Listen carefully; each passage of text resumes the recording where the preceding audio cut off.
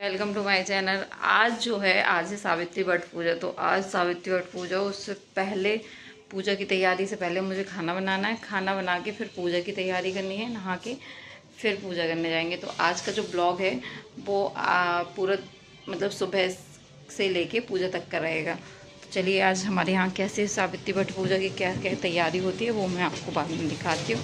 तो अभी तो जो मैं करने वाली हूँ, फेसेस धुल के आराम से ये मैं किचन में आ गई हूँ और थोड़ी सी तैयारी मैंने कर दी है। तो ये मैंने भिंडी कट करके और बना दी थी। ये कम ऑयल वाली भिंडी थी। मैंने ऑयल गरम किया और उसमें जीरा डाल के और प्याज डाल दी और साथ में भिंडी डाल दी। तो इसको ज़्यादा देर नहीं भूंजेंगे, कम ऑयल वाली भिंडी भी बनाएंगे। और ये दाल की तैयारी कर लेती। तो दाल को भी थोड़ा सा भिगो दिया क्योंकि गर्मी अभी बहुत पड़ रही है। तो भिगो के दाल बनाओ तो इतनी गर्म नहीं होती है। थोड़ी देर भिगो दिया, फिर उसका पानी हटाने के बाद और इसमें डालूँगी टमाटर। तो मैं इसमें 5 टमाटर डाल रही हूँ क्योंकि टमाटर और दाल मिक्स करके बना रही थी। तो टमाटर इसमें ज़्यादा डालूँगी और बस इसमें थोड़ी सी हल्दी और नमक और थोड़ा सा हरी मिर्च कट करके डाल दूँगी। तो मेरे पर भी ऑफिस जाना है, तो ऑफिस से जाने से पहले उनका पूरा लंच मुझे तैयार करना है। तो मैं बना रही हूँ भिंडी और ये रही दाल, और चावल भी मैंने भिगो के रख दिए थे तो वो भी जल्दी से पक जाएंगे। और देखिए हरी मिर्च भी इसमें डाल दी और साथ में मुझे बस रोटियां करनी होंगी। तो पहले मैं ये सारी चीज़ें रख दूँगी पकने के लिए, तब तक मैं आटा लगा लूँगी और रोटियां उसकी भी तैयारी हो जाएगी। तो देखिए पानी आप जितनी दाल ले रहे हो उस हिसाब से क्वांटिटी में पानी ले लीजिए। तो ये जो मैं दाल बना रही हूँ इसमें बाद में सिर्फ घी का तड़का लगाऊंगी। जीरा, घी और कड़ी पत्ता, और उसमें डालूँगी थोड़ा सा गरम मसाला और लाल मिर्च, बस इतना ही डाल के वो करूँगी। और धनिया बस, और बाकी कुछ नहीं डालने वाली हूँ, प्याज वगैरह। और भिंडी जो बनने वाली है वो ऐसे वाली सिंपल है। तो मैंने प्याज अलग से नहीं भूंजी, साथ में ही डाल दिए। और ये देखिए चावल भी मैंने धुल के डाल दिए कुकर में और इसी में डाल लूँगी पानी। तो जो चावल का क्वांटिटी है वो उस हिसाब से पानी और चावल की एक जो फिंगर होती है ना उसको एक पूरा होना चाहिए। और 10 से 15 मिनट लगेंगे, पहले उबाल आ जाएगी तो उसके बाद 10 मिनट से लो करके ढक दीजिए, चावल पक जाते हैं। तो मैं खुले चावल ही मोस्टली पकाती हूँ, इनको बहुत पसंद है। और देखिए ये देखिए भिंडी हमारी हो चुकी है, तो थोड़ी थोड़ी पक गई। इसमें अब मैं डाल दिया नींबू। नींबू इसलिए डाला क्योंकि मैंने तेल कम डाल रही हूँ और मुझे जल्दी भी बनाना है और चिपके ना, इसलिए मैंने क्या किया, इसको थोड़ा सा नींबू डाल दो ना, अब ये सीक्रेट है। और उसके बाद थोड़ा सा नमक डाल दो। तो ये ना तो उसमें वो लार जैसी निकलती है, वो लसीली भी नहीं होगी और अच्छे से वो पक भी जाएगी। और काली काली वो चिपक नहीं आती है आपके, तो वो भी नहीं होगी, हरी सी भिंडी रहेगी और हो जाएगी। तो देखिए भिंडी हमारी एक साइड हो रही है और एक साइड में आटा भी लगा लेंगे। अब देखिए भिंडी चेक कर लीजिए, तो ये देखिए कितनी हरी हरी भिंडी है। और ऑयल तो मैंने इतना कम इसमें डाला, बहुत कम यूज किया है ऑयल का। और बस इसमें थोड़ी सी जैसी भिंडी पक चुकी है तो मैंने इसमें डाल दिए थोड़े से मसाले, जैसे कि धनिया और लाल मिर्च और नमक थोड़ा पहले डाला था उस हिसाब से थोड़ा और हल्दी। आप चाहो तो, मैं जल्दी में बना रही हूँ, आप चाहो तो थोड़ा सा खड़ा धनिया लीजिए और सूखी लाल मिर्च, और इसको ना दरदरा पीस लीजिए, फिर इसमें डालिए, बहुत अच्छा टेस्ट आता है। सिंपल जो भिंडी बनानी होती है ना, इस तरीके से आप बना के देखिए, बहुत अच्छा टेस्ट आएगा उसका भी। तो और चाहो तो इसमें टमाटर भी कट करके डाल सकते हो। ये हमारी भिंडी ऑलमोस्ट रेडी हो चुकी है। जब तक एक साइड से ये स्लो फ्लेम में कर देती हूँ, चावल में भी उबाल आ गई, तो इसको ढक के मैं पकने देती हूँ। अब हमने आटा भी साथ में ही कर लिया था, तो आटा की मैं क्या करूँगी, इनके टिफ़िन के लिए रोटियाँ तैयार कर दूँगी। तो जल्दी से टिफ़िन पैक करना। तो मेरी ऑलमोस्ट चावल भी पकने वाला है, थोड़ी देर लगेगी, तब तक रोटी भी बन जाएंगे। तो रोटियां मैं उस हिसाब से, जिससे कि मैं ये सारा टिफ़िन जो इनका लंच बॉक्स पैक हो जाएगा, बच्चों का भी दोपहर का भी मोस्टली तैयारी हो जाएगी। रोटियां जब वो खाएंगे उस टाइम पे सेक देंगे। तो ये सारा काम मुझे सुबह जल्दी जल्दी करना था, इसलिए मैंने किया है। और उसके बाद मैं नहाऊंगी, मतलब जो घर के बेसिक काम है उसके करने के बाद फिर नहाना है।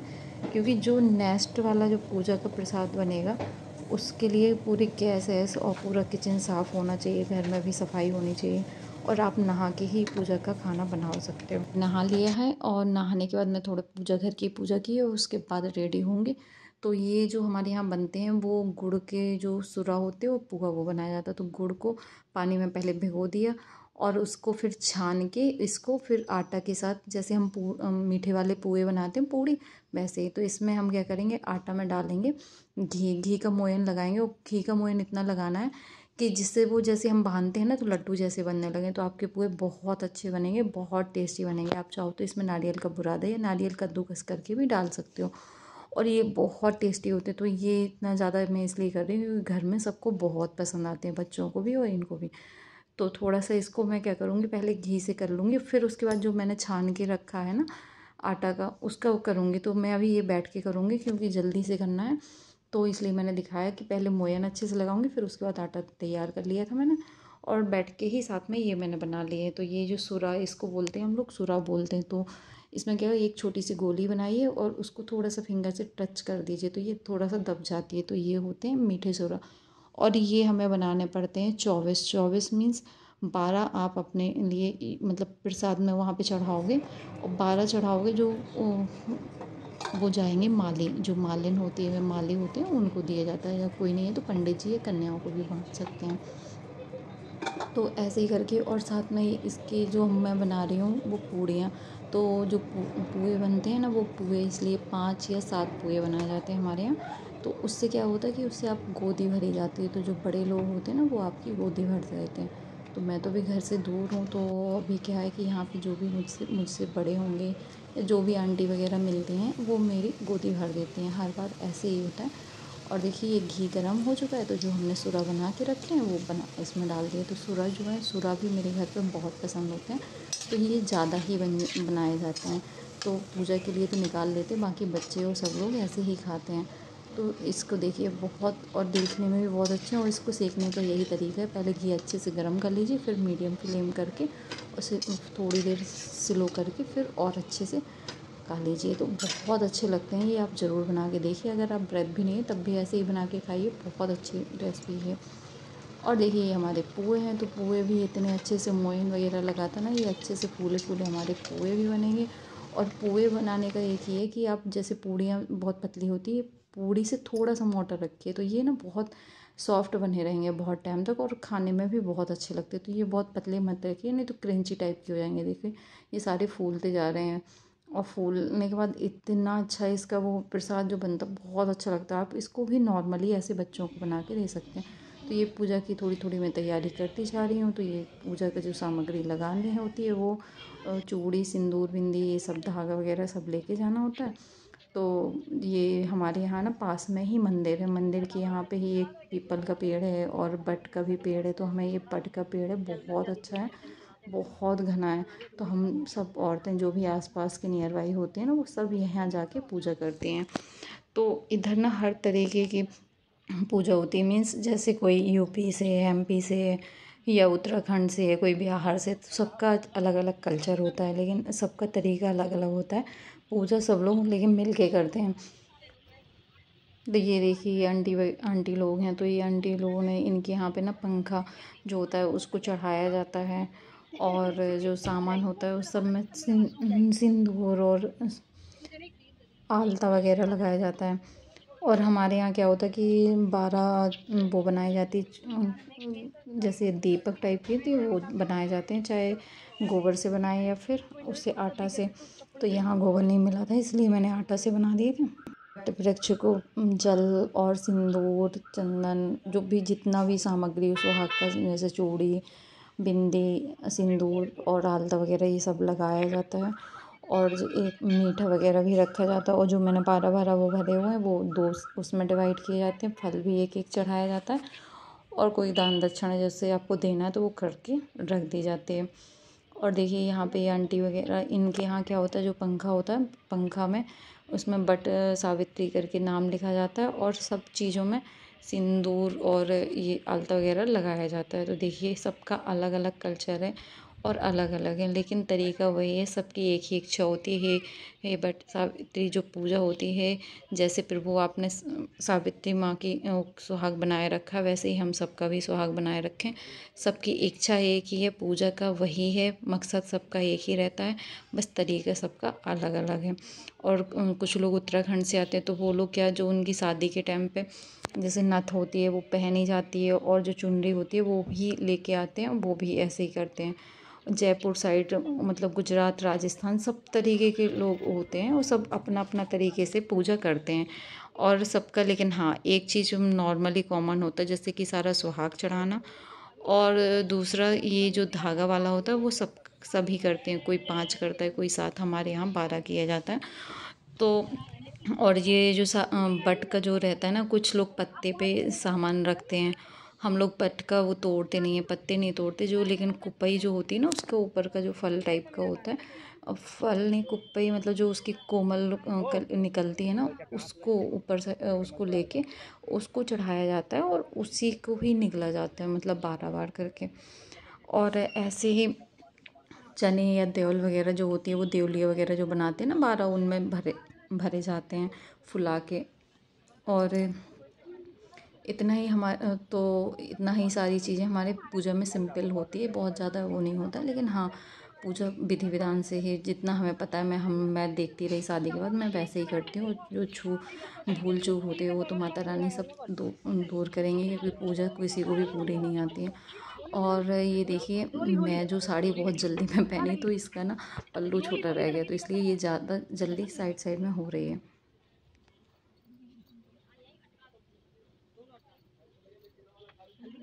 तो यहाँ पे जो भाभी वगैरह हैं, वो एक दूसरे को सिंदूर भी लगा रही हैं।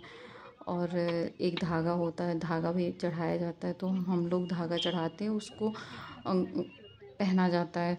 उसके बाद तो वो हार या सुहाग का वो किया जाता है उनका करके। और किसी के यहाँ ना पीपल के जो पीपल नहीं, बरगद की जो पत्तियाँ होती हैं ना, उससे मतलब बनाया जाता है सारी, जैसे हाथों के लिए, अंगूठी के लिए बनाते हैं, और चूड़ियों के लिए एक धागा बांधते हैं, गले के लिए भी बांधते हैं। तो सबके यहाँ पे अलग अलग तरीके से ही होता है। तो ये जो पंखा है, पंखा देखिए चढ़ाया गया है, और इसी से अभी देखिए आगे आपको देखने के लिए मिलेगा कि इससे भी हवा की जाती है। और दीपक और जो धूप बत्ती होती है वो सब चलाई जाती है। तो सब लोग वही है यहाँ पे पैकर्मा, जिन जिन की जैसे पूजा होती है तो पैकर्मा करते जाते हैं, क्योंकि भीड़ बहुत होती है। तो जिसको जितना है, एक दूसरे का ज़्यादा वेट नहीं करेंगे, नहीं तो बहुत ज़्यादा कोई पूजा नहीं कर पाएगा। तो जिसको जितना टाइम लगता है अपना अपना करते जाते हैं और चले जाते हैं कथा सुन के। तो अभी इसमें क्या है कि एक आंटी आई थी, तो उनसे मैंने अभी कथा सुनी थी। तो ये देखिए आंटी जा रही हैं। तो यहाँ पे ना बहुत अच्छा लगता है, आज तो इतना अच्छा लग रहा था, बहुत ज़्यादा।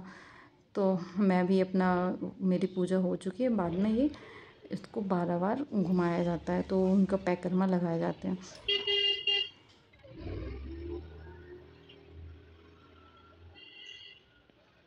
वीडियो है वो मेरी बहन बना रही है, और आसपास आपको कुछ दिख रहे होंगे बच्चे, कुछ लड़के। तो वो क्या है कि ये जो पत्ते होते हैं ना, वो बेचते हैं, मतलब देते हैं, और पूजा का जो भी सामान चढ़ा होता है वो ले जाते हैं।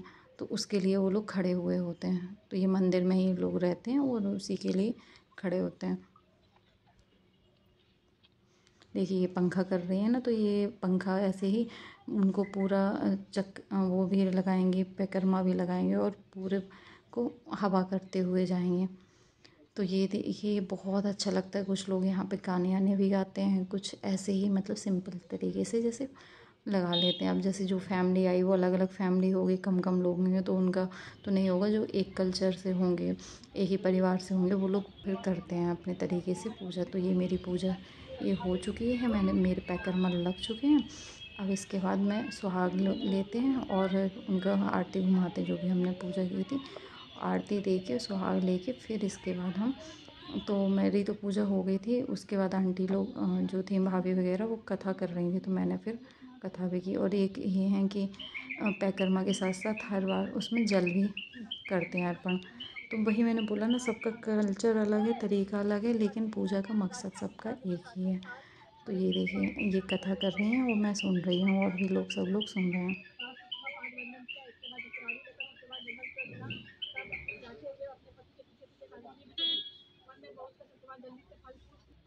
तो वो भाभी ने सारी कथा सुनाई, और इस किताब में कथा भी थी और विधि विधान भी था पूजा करने का। और फिर बाद में जो आंटी थी, ये सबसे पहले भाभी बोली कि और जो वो हैं आंटी, उनसे हम तुम्हें सुहाग दिला वो गोदी भरवाएंगे, तो गोदी फल। और ये बहुत अच्छा वीडियो कैसा लगा ज़रूर बताइए। वीडियो को लाइक, चैनल सब्सक्राइब कीजिए।